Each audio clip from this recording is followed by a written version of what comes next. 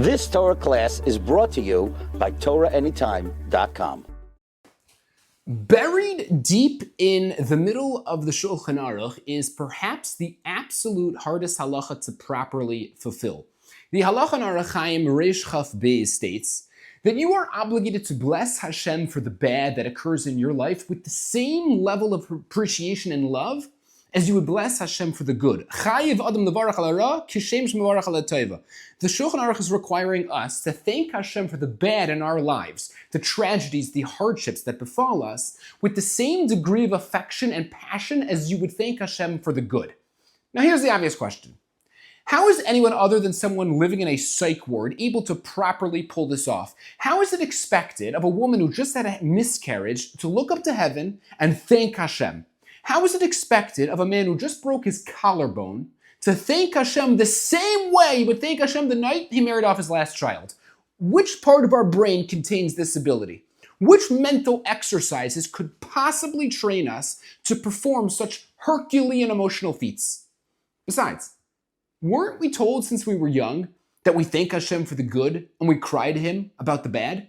Why are we thanking Hashem for the bad? Isn't bad bad?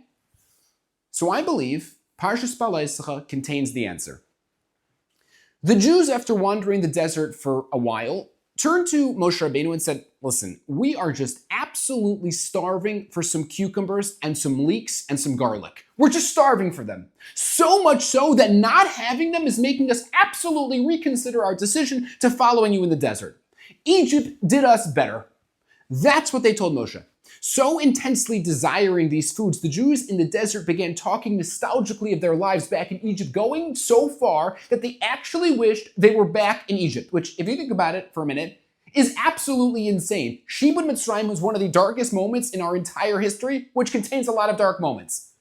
We were whipped, we were crushed, we were abused, and yet these Jews with their apparent selective memory are looking back and wishing for Egypt's cucumbers and garlic. It's absolutely astonishing.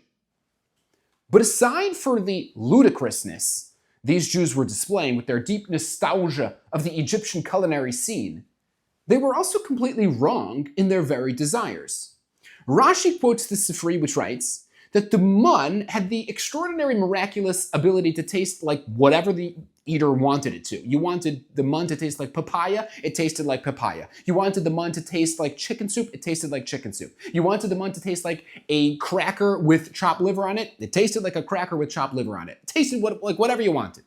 All flavors were embedded into the mun, all except 5. Leeks, melons, cucumbers, onions, and garlic. Now, why would the mun turn into every flavor except these, you might ask?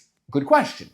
So the Sifri explains that these 5 flavors were detrimental to the milk in nursing mothers and could potentially hinder an infant's milk intake. So therefore, Hashem extracted these 5 flavors from the miraculous makeup of the mun in order to prevent the harm of innocent newborns. So not only did these Jews complain, they were complaining about a perceived negative that it was an actuality there completely for their own benefit. They were going around kicking and screaming about the fact that the mun wouldn't taste like garlic and onions when the whole time their own children were being saved from malnutrition. This episode is a model for all seemingly troubling occurrences that befall all of us. The Torah is teaching us that there is no such thing as a bad occurrence from Hashem. It's impossible by definition.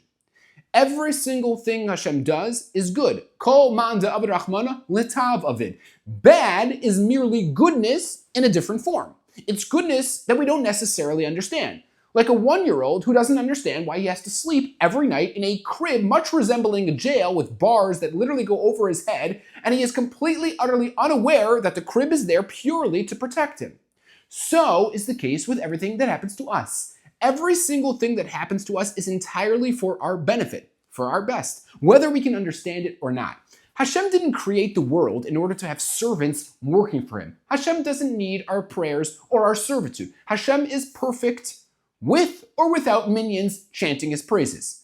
Hashem created the world for one reason and one reason only, says the Ramchal, to give good to us. Much like a father and a mother would never dream of doing a single detrimental thing towards their child, so is Hashem towards us.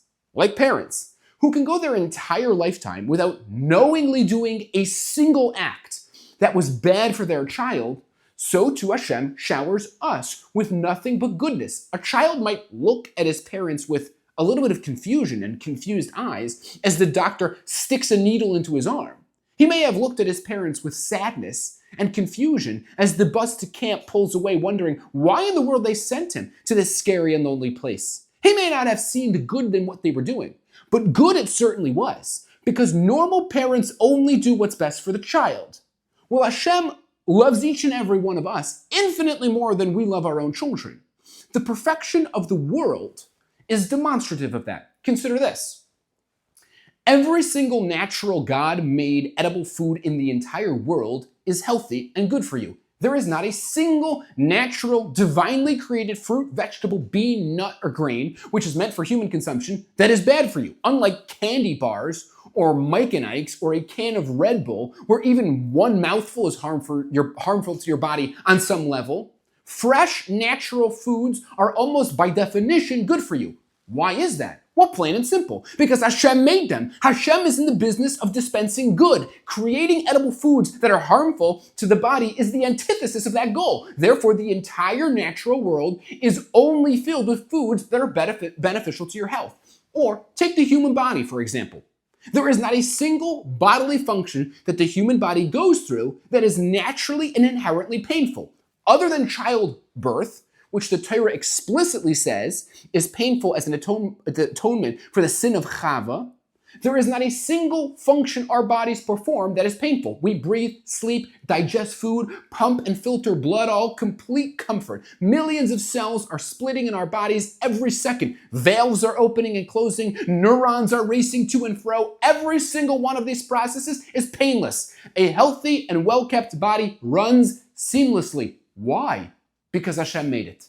And if he made something, it can only be good because that's the only thing he wants for us. The Jews in the desert had 3 million reasons to thank Hashem for all the good in their lives. And yet they picked 5 tiny issues to harp on, pathetically unaware that even those 5 were for their own benefit. We, on some level, all make this mistake. Each and every one of us has 500,000 reasons to be grateful to Hashem. And yet we often find ourselves harping on the 3 things in our lives that don't appear to our limited, puny, hugely restricted brains to be going the right way. How refreshing it is to be reminded that not only are those things not bad, they are precisely placed there to give us even more good. Living with this mentality will not only save you tens of thousands of dollars in therapy and psychiatry bills, it will make your view on life a different view with a completely different lens, where instead of looking around and seeing bad, you look around and all you see is good in many, many different forms. The Torah is replete with examples of perceived negatives turning out to be major positives. One example is that the Jews in Egypt were fishermen, according to the Ramban in Shemais Perek Yud Aleph, Pasuk Hey. And because they were fishermen, their diet and income heavily relied on fish. So can you imagine the pain they must have felt when the Nile turned to blood one day, killing all of their fish? Okay, very nice. They got to see their oppressors desperately trying to find water. But their business went completely down the drain. All the fish died. Their food source shriveled up. So where do we go now? Lo and behold, what happened? A mere day later, the Egyptians, in desperate need of water, began buying water from the Jews at exorbitant prices. Suddenly, business is booming again. Precisely the source of the Jews' agony was, in fact, making them fabulously wealthy. Here's another example. Little Moshe finds himself sitting on Paro's lap under the suspicion of him turning into a rebellious son who would one day dethrone his adopted father. Paro decided to perform a test to see if it was true. He placed his crown in front of Moshe, as well as a glowing hot coal. If he reached for the crown, which would imply that he was trying to overtake the empire, Paro would kill him. But if he reached for the coal, it meant he was merely a baby attracted to shiny, glistening objects, and he would be spared. Moshe stuck out his hand and was about to reach for the crown when a God-sent angel pushed his arm into the coals, instantly burning Moshe's hand and then subsequently his mouth where he placed the coal, giving him a speech impediment that would last for the rest of his life. Now, would anyone standing there think for a second that the burning coal was a good thing for Moshe? No. And yet precisely the item that was perceived as bad was the object saving Moshe's life. It's the same in our lives. In Hashem's world, there is only one thing: goodness. Sometimes goodness comes in the form of health and happiness and birthday cakes. And other times, goodness comes far more disguised. It may come as a fire that burns someone's house down, seems bad. But perhaps it's a catalyst to free the occupants of that house of their over-attachment to materialism and force them to appreciate the less tangible things in life. Sometimes goodness comes in the form of losing a job. Perhaps the company you work for will go bankrupt in a few months, and Hashem is giving you a little head start to go find work somewhere else. Sometimes goodness comes in the form of a tragedy that is atoning you from a sin you did, sparing you the horrors of Gehenna. Sometimes goodness comes in the form of being publicly embarrassed, and Hashem is giving you a merit that because you didn't answer back in anger, now your granddaughter, who isn't even born yet, who was supposed to have autism, now she won't. Every single thing that happens to us, without exception, is for our own benefit. There is not a single exception to this rule. Hashem's reputation has been established a long time ago as the ultimate dispenser of goodness to humanity. How hugely small-minded to think that the issue we are dealing with Hashem somehow forgot about. It somehow slipped through his fingers. Someone once debated with the Chavos Yair, Reb Yair Chaim Bakrak, one of the great 17th century Rabbanim in Worms, Germany, and he asked him the following question. He said, how could it be that all the segulas and the mystical healing formulas found in the Gemara work if they make absolutely no sense according to modern knowledge of medicine? The Chavos Yair looked at the man with a smile on his face and he said, the same person who can make a 300-foot oak tree come out of an acorn can make those segulas work. Hashem runs the world with unfathomable wisdom and sophistication. How refreshing it is to remember that he's doing it all for our own good. We might not get it, but we know it's true. Listen to this story relayed by Rav Meilach Biederman. Reb Shlomo of Bobov, the great Reb Shlomo Halberstam, the third Bobov Rebbe, in an attempt to evade the Nazis, ran to take refuge in the city of Lemberg. And not long after he and his family arrived in the city, news spread that the Nazis were a frightening 2 days away. Scrambling desperately to save themselves, the Jews of the city reached out to all the ambassadors and begged and pleaded with them to give them visas so they can get out of the city. The only ambassador to agree was the ambassador to Costa Rica. Anyone who brought a large enough sum of money to the office of the Costa Rican ambassador was granted a visa. So huge lines began forming outside his door. And like all the other Jews in the city, Reb Shlomo hurried to gather the money to purchase visas for his whole family. And he finally gets the money and he runs as fast as he could go to the ambassador's house. And while standing online, waiting nervously to get the visas, the door to the ambassador's house suddenly slammed shut, and a cold voice rang out through the window. The ambassador's no longer issuing visas. All those standing on line should go home. The Rebbe was horrified. He was mortified. He was shocked into disbelief. Reb Shlomo just stood there. He could almost smell the Nazis approaching. Where should he go? What should he do? He looked at the sack of money he had in his hand, completely, utterly useless. He was crushed, and he began walking home. But unable to face his poor wife and kids, hoping to see him with the visas, he decided to stop off at a nearby shul. And he sat down on a bench, and he picked up the nearest sefer, and he looked up to heaven, and he flipped to a random page in the sefer, and he cried out, Hashem, I need chizik, give me chizik. The sefer he happened to have picked up was called Tiferes Uziel, and was a commentary on Tehillim. And the very page he turned to was a quote from the Shla, which stated the following. When David HaMelech said, Va'ani tfilasi lecha Hashem, aneni be'emes yishecha, he was telling Hashem that if what I am asking for is good for me, then answer my prayers. But if what I want in life is in actuality bad for me, then don't answer me. Aneni be'emes yishecha. The Shla goes on to explain that in life we don't actually know what's good for us. We can only guess. David was turning to Hashem and saying that if what I want is good for me, then bestow it upon me. But if what I want is actually bad, then don't give it to me. Reb Shlomo closed the sefer, inspired, he picked himself up, and he walked home. Less than 1 hour later, terror broke out. German troops rode into the center of the town and got wind that there was an ambassador who wrote visas for the Jews. And from a crack in the shutters, Reb Shlomo was able to see the Nazis receiving the list of recipients of those visas. He then saw the Nazis begin combing the streets, looking for the recipients of those visas. And horrified, Reb Shlomo looked on, and while screaming to his wife to pack their stuff and get ready to run, he watched as all the people who were online in front of him, mere hours prior, were gathered like cattle into the middle of the street, and he watched as the Nazis took out their guns, and he watched as the Nazis stripped all the Jews of their clothing, and he watched as the Jews were lined up, and he scanned the surrounding area, and he saw a place to escape to, a hole in the fence, a gap in the woods, and as those Jews were facing their gruesome deaths, Reb Shlomo, the man who didn't get a visa, was escaping, and by the time the Jews in that town were completely gotten rid of, and the Nazis turned their attention to the rest of the city, Reb Shlomo was long gone. The visa that he didn't get was his ticket to survival.